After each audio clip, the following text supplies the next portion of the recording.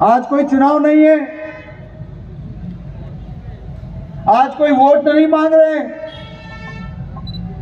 लेकिन आज एक दर्द हुआ है, दर्द की पीड़ा उठी है और उस पीड़ा की गूंज प्रदेश और देश की सरकारों के कान में पहुंचनी चाहिए।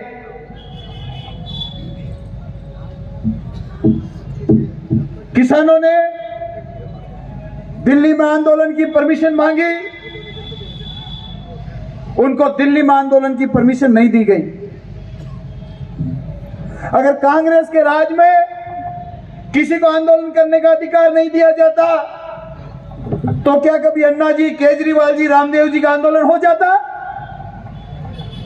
अगर दिल्ली में घुसने पर ही रोक लगा देते तो क्या यह संभव था कि अन्ना जी का और केजरीवाल जी का आंदोलन हो जाता दिल्ली में?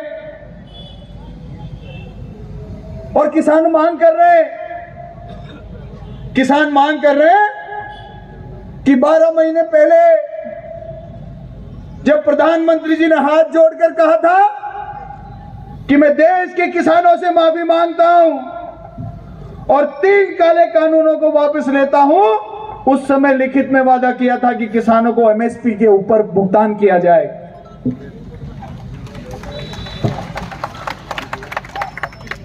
एमएसपी के ऊपर भुगतान की मैं आपको बताऊं क्यों जरूरी है।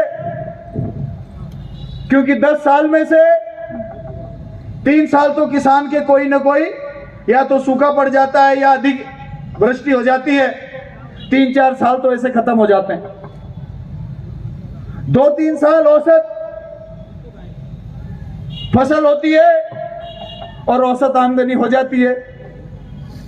10 में से 3 से 4 साल अच्छी फसल होती है, लेकिन जिस साल किसान की अच्छी फसल होती है उस दिन दाम गिर जाते हैं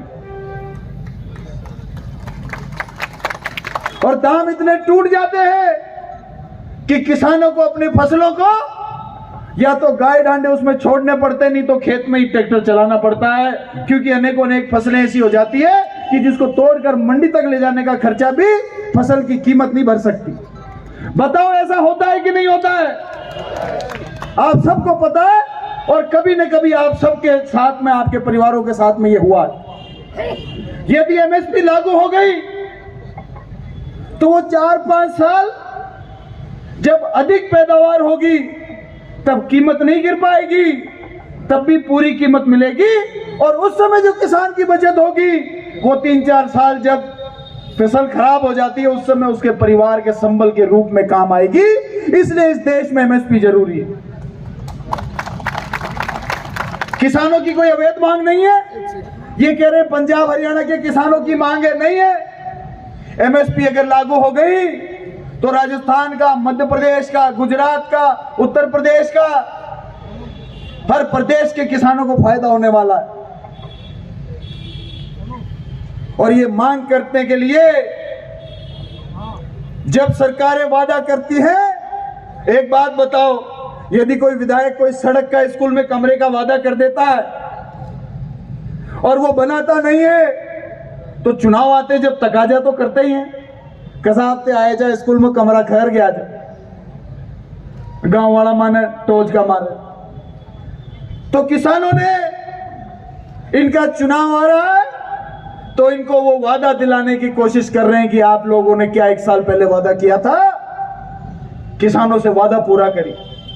अब आप मुझे बताइए कि एमएसपी की मांग करना या भारत सरकार के प्रधानमंत्री ने कुछ लिखित में वादा किया है, सरकार ने वादा किया है, उसको पूरा करने का दबाव बनाना क्या अपराध हो गया हमारे देश में?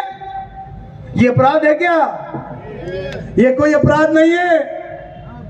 हर किसी को आंदोलन करने का अधिकार है और अपनी सरकारों के किए हुए वादे को पूरा करने का, प्रेशर बनाने का अधिकार। लेकिन उसके बदले में हो क्या रहा है? हमारे किसानों के बच्चे, हमारे आने वाले भविष्य सड़कों के ऊपर गोली खा रहे हैं। पिछली बार किसान आंदोलन हुआ, 750 लोगों की जान गई। अभी तक 3 लोगों की जान जा चुकी है, जिसमें एक 24 साल का बच्चा जिसकी गोली लगकर मृत्यु हो गई। एक बात बताइए, अगर किसी के बच्चे की मौत सरकार की गोली से होगी तो दिल में दर्द उठेगा कि नहीं उठेगा? उठेगा कि नहीं उठेगा? और क्या वो हश्र हमारी औलाद के साथ भी हो, उस दिन तक का इंतजार आप करेंगे क्या?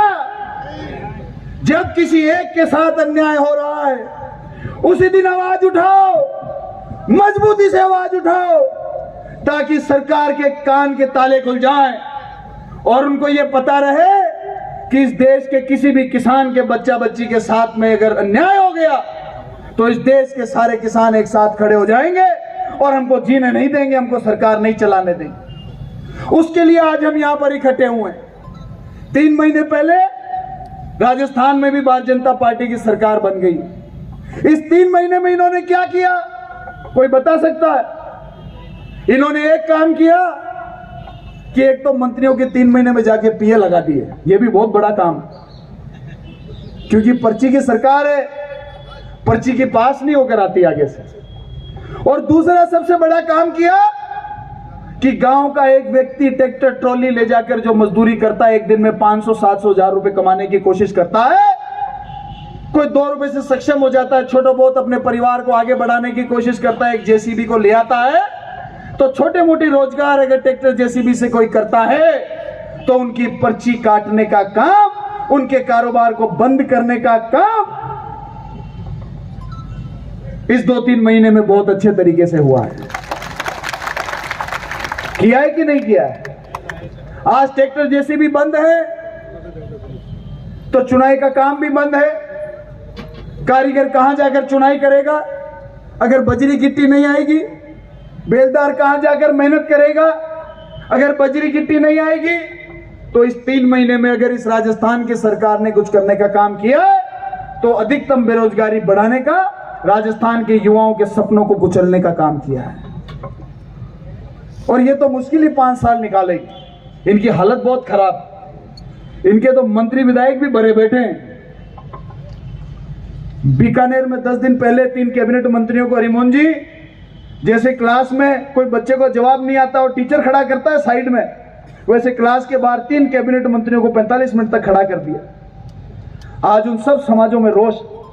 ये कौन सा तरीका है तानाशाही का? आप उस व्यक्ति का अपमान नहीं कर रहे हो, आप उन सब लाखों लोगों का अपमान कर रहे हो जिनके बदले वो कैबिनेट मंत्री बने, जिन्होंने वोट देकर उनको वहां पर भेजा।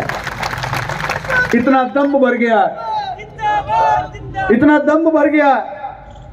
और मैं तो कह रहा हूं, सही बात कह रहे थे हरिमोहन जी कि ये केवल संघर्ष की शुरुआत है, ये संघर्ष का अंत नहीं है, ये संघर्ष की शुरुआत है। और संघर्ष के समय में एक हो जाओ, साथ में खड़े रहो, एक दूसरे के साथ में कंधे से कंधा मिलाकर मजबूती से डटे रहो। एक छोटे से के छोटे आदमी के साथ भी अन्याय हो तो इसी तादाद में आ जाओ, ताकि किसी की हिम्मत नहीं हो। ये जो ट्रांसफर की लिस्टें बना रहे हैं, ये जो किसी का घर तोड़ने की लिस्टें बना रहे हैं, लिस्टें बन रही है कि नहीं बन रही है? ये लिस्टों की सरकार भी है।